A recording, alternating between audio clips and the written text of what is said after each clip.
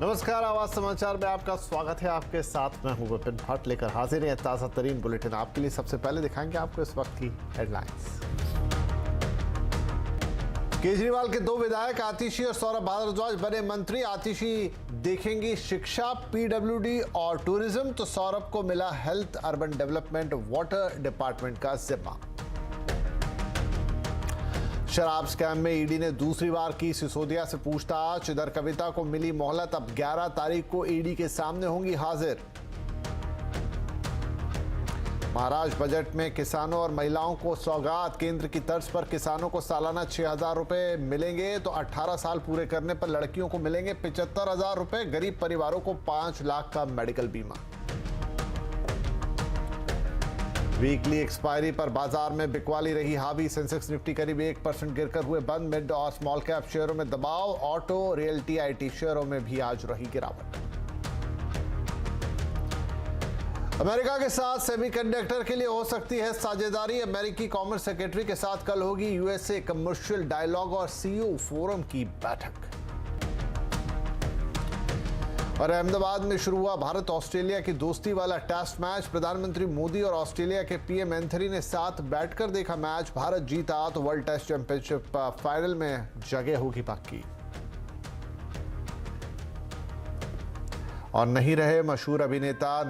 शुरुआत करेंगे दिल्ली से, जहां दिल्ली में केजरीवाल सरकार को 2 नए मंत्री आज मिल गए। सिसोदिया और सत्येंद्र जैन की जगह सौरभ भारद्वाज और आतिशी ने ले ली है। आतिशी और सौरभ को एलजी के वीके सक्सेना ने आज शपथ दिलाई। समारोह में मुख्यमंत्री अरविंद केजरीवाल भी शामिल थे। शपथ लेने के साथ ही दोनों मंत्रियों को उनके विभाग भी बांट दिए गए हैं। आतिशी शिक्षा, पीडब्ल्यूडी, ऊर्जा और टूरिज्म विभाग का कामकाज संभालेंगी, तो सौरभ भारद्वाज के पास हेल्थ, अर्बन डेवलपमेंट और वाटर डिपार्टमेंट होगा। तो आइए आपको सुनाते हैं मंत्री बनने के बाद आतिशी ने क्या कहा। केंद्र सरकार ने झूठे आरोप लगाकर दोनों को जेल में डाला है। ये एक मुश्किल परिस्थिति है और इस मुश्किल परिस्थिति में उनकी जिम्मेदारियां हमें संभालने को मिली हैं। जब भगवान श्री राम का वनवास हुआ था तो उनके भाई भरत ने उनकी खड़ाओं को सिंहासन पर रख कर अपना शासन चलाया था।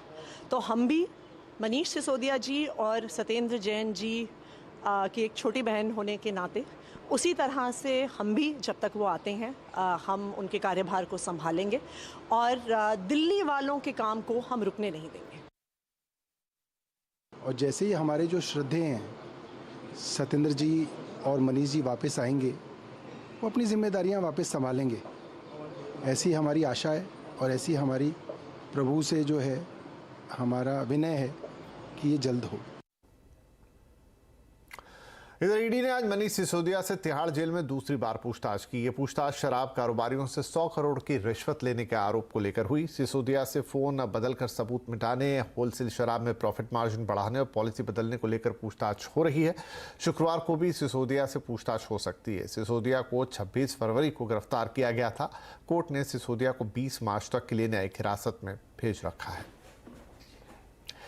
इधर दिल्ली शराब पॉलिसी केस में के चंद्रशेखर राव की बेटी के कविता से ईडी 11 मार्च को पूछताछ करेगी। पहले कविता को आज ही पूछताछ के लिए बुलाया गया था, लेकिन अब उनसे 11 मार्च को पूछताछ की जाएगी। कविता ने कहा कि एक महिला को यह अधिकार है कि उससे उसके घर पर ही पूछताछ की जाए, लेकिन ईडी के कविता के घर आकर पूछताछ के लिए तैयार नहीं है। ऐसे में 11 मार्च को कविता ईडी के दफ्तर में हाजिर होंगी। इसके साथ ही कविता और उनकी पार्टी के नेताओं ने कहा है कि उन्हें परेशान करने के मकसद से ईडी को उनके पीछे लगाया गया है। इधर जम्मू कश्मीर में हुर्रियत नेताओं पर भी ईडी का एक्शन जारी है। यहां ईडी ने आज श्रीनगर और अनंतनाग में 9 जगहों पर एक साथ छापेमारी की, जिसमें जम्मू कश्मीर में आज हुर्रियत नेता काजी यासिर और जेएनके साल्वेशन मूवमेंट के अध्यक्ष जफर भट्ट के घर पर ईडी की छापेमारी हुई। दरअसल 2020 में ही पुलिस को शिकायत मिली थी कि घाटी में कुछ लोग पाकिस्तान की एमबीबीएस और अन्य पाठ्यक्रमों की सीटें बेच रहे हैं। इस पर ईडी ने मुकदमा दर्ज करने के बाद 4 लोगों को गिरफ्तार भी किया था। इसी मामले में जफर भट्ट और साउथ कश्मीर के एक वकील समेत 9 लोगों के खिलाफ केस भी दर्ज किया गया था।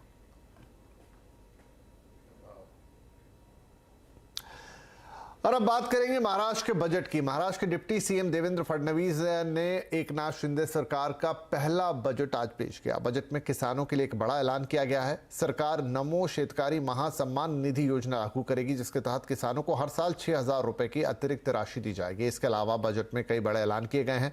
बजट के ऐलानों पर ज्यादा जानकारी के लिए हमारे साथ जुड़ रहे हैं हमारे संवाददाता विवेक गुप्ता।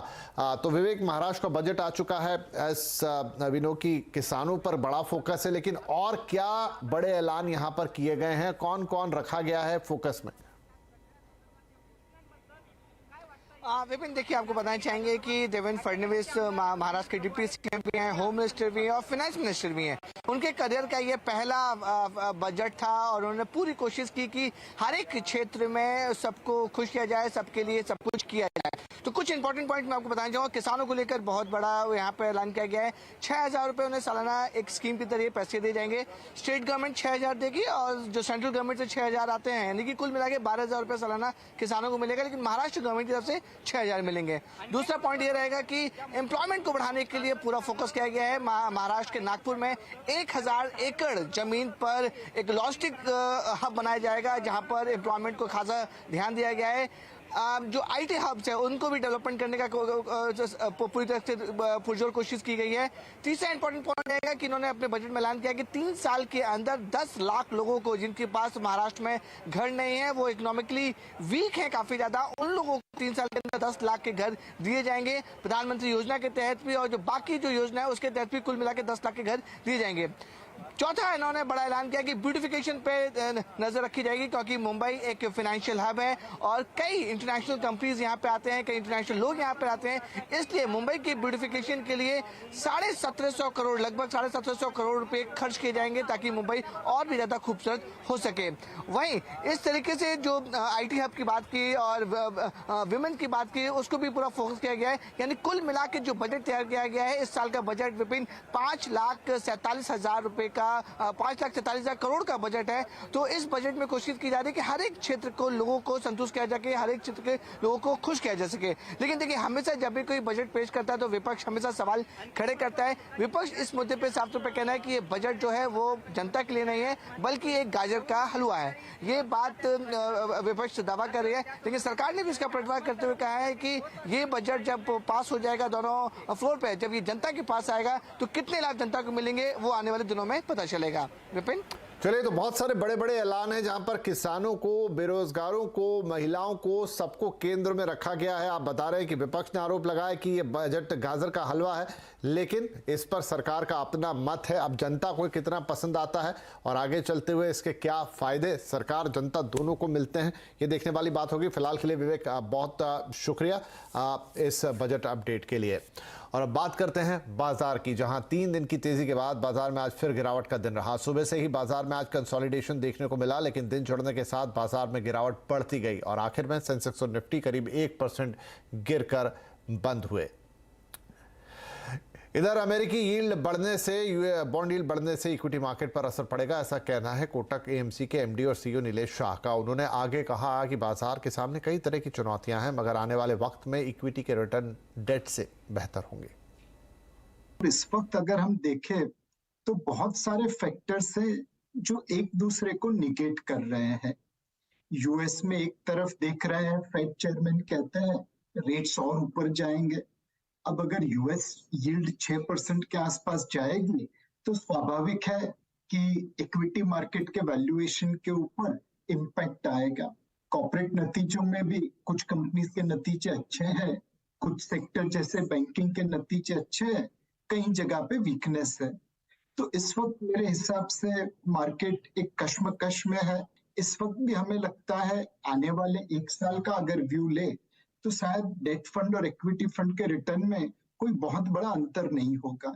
बट अगर आप 5 साल का लेके निवेश कर रहे हैं तो चांसेस है कि इक्विटी के रिटर्न डेट से अच्छे रहेंगे। सेमीकंडक्टर के इंपोर्ट की बजाय घरेलू उत्पादन बढ़ाने के लिए अमेरिका के साथ भारत करार कर सकता है। अमेरिकी कॉमर्स सेक्रेटरी जीना रेमोंडो इन दिनों भारत के दौरे पर हैं। इस दौरान सेमीकंडक्टर के क्षेत्र में सहयोग बढ़ाने के साथ साथ दूसरे मुद्दों पर भी चर्चा होनी है।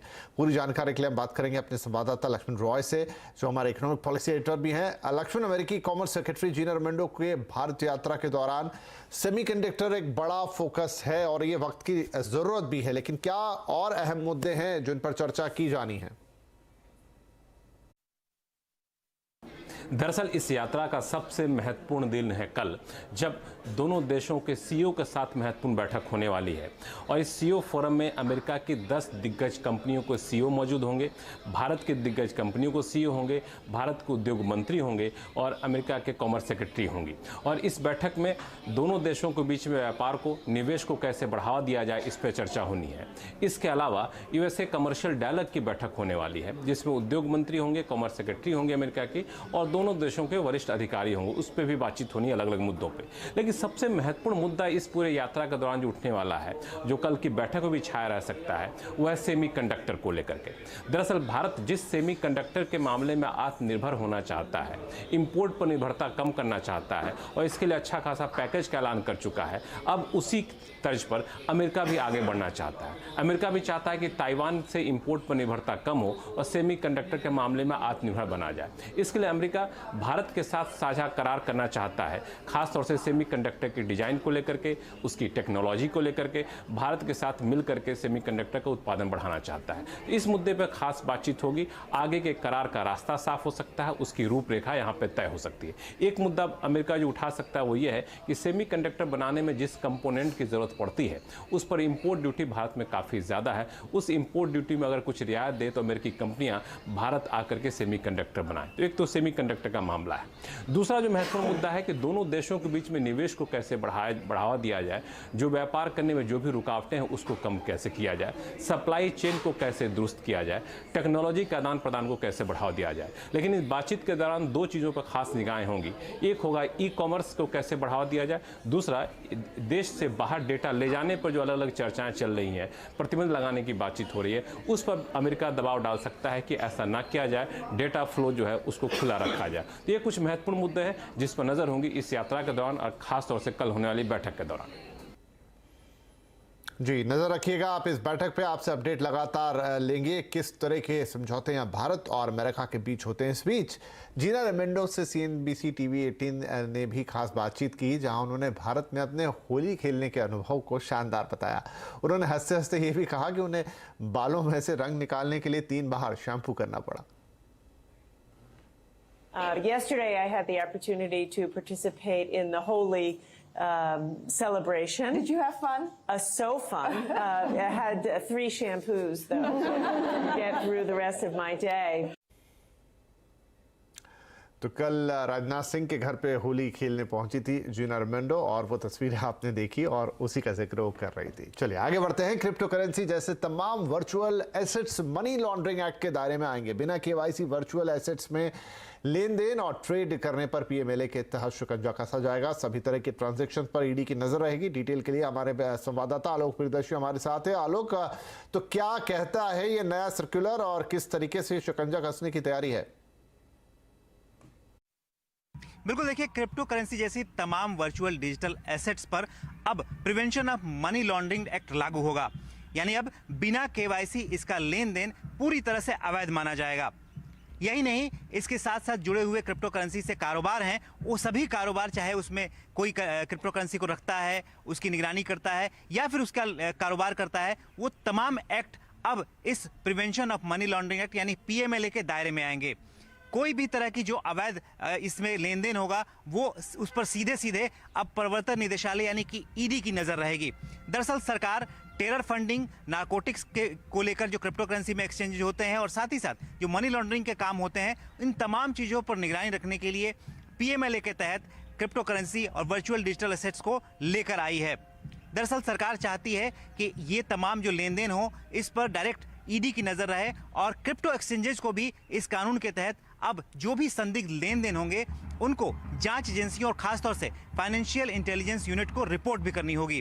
तो कुल मिलाकर सरकार की यही कोशिश है कि लोगों को क्रिप्टो करेंसी के में निवेश को लेकर जो जोखिम है उससे लगातार अलर्ट किया जाए और आरबीआई लगातार इस काम को काफी पहले से करता रहा है। सरकार इसे लेकर कानून बना रही है, लेकिन कानून अभी कानून पर भी कोई मुहर नहीं लग पाई है। तो चलिए यहां पर लेंगे एक छोटा सा ब्रेक, लेकिन ब्रेक के बाद आपको दिखाएंगे दोस्ती वाला टेस्ट मैच।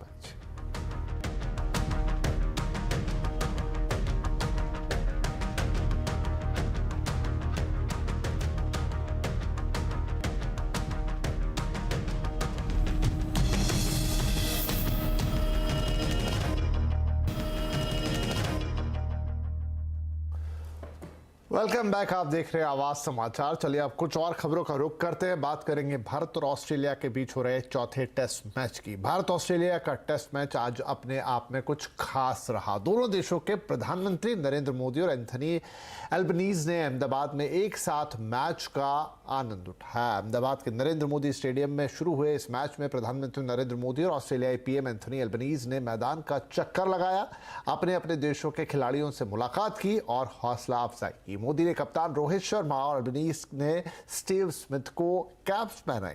पीएम ने टीम इंडिया के सभी खिलाड़ियों के साथ हाथ मिलाया और राष्ट्रगान में भी शामिल हुए।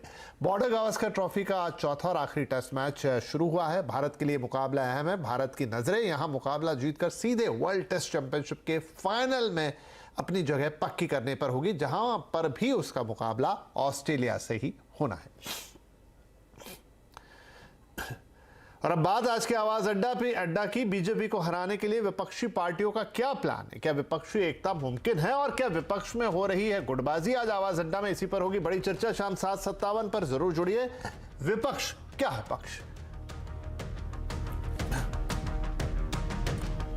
बॉलीवुड के लिए आज एक दुख भरी खबर आई। बॉलीवुड के मशहूर एक्टर और डायरेक्टर सतीश कौशिक का निधन हो गया। सतीश कौशिक ने 66 साल की उम्र में कल देर रात आखिरी सांस ली।